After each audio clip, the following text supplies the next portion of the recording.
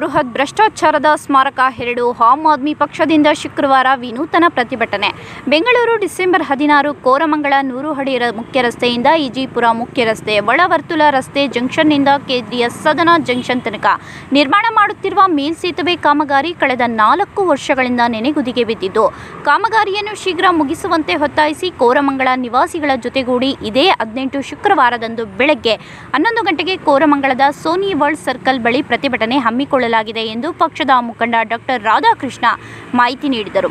ಬುಧವಾರ ನಡೆದ ಪತ್ರಿಕಾಗೋಷ್ಠಿಯಲ್ಲಿ ಮಾತನಾಡಿ, ಈಗಾಗಲೇ ಶಿವಾನಂದ ಸರ್ಕಲ್ ಮೇಲ್ಸೇತುವೆ ಕಾಮಗಾರಿ ವಿಳಂಬ ಖಂಡಿಸಿ ಪ್ರತಿಭಟನೆ ಮಾಡಿದ್ದ ಎಎಪಿ ಬೆಂಗಳೂರಿನ ತುಂಬ ಎಲ್ಲೆಲ್ಲಿ ಇಂತಹ ಸರ್ಕಾರಿ ನಿರ್ಮಿತ ಭ್ರಷ್ಟಾಚಾರದ ಸ್ಮಾರಕಗಳು ಇವೆ ಎಂಬುದನ್ನು ಸರಣಿ ಪ್ರತಿಭಟನೆಗಳ ಮೂಲಕ ಜನರ ಗಮನಕ್ಕೆ ತರಲಿದೆ.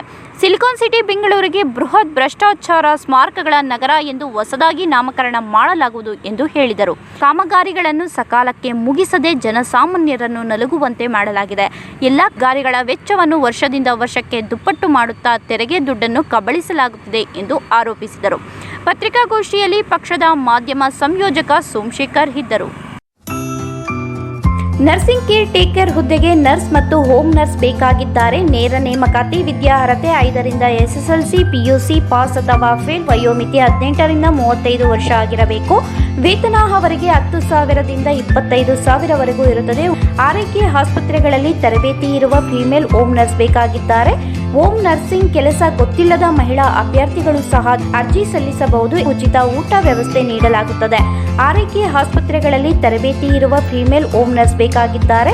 ಹೋಮ್ ನರ್ಸಿಂಗ್ ಕೆಲಸ ಗೊತ್ತಿಲ್ಲದ ಮಹಿಳಾ ಅಭ್ಯರ್ಥಿಗಳು ಸಹ ಅರ್ಜಿ ಸಲ್ಲಿಸಬಹುದು. ಹೆಚ್ಚಿನ ಮಾಹಿತಿಗಾಗಿ ಸ್ನೇಹ ಹೋಮ್ ನರ್ಸಿಂಗ್ 8792264665 ಈ ನಂಬರ್ಗೆ ಸಂಪರ್ಕಿಸಿ. ಮತ್ತೊಂದು ನಂಬರ್ 8792264666.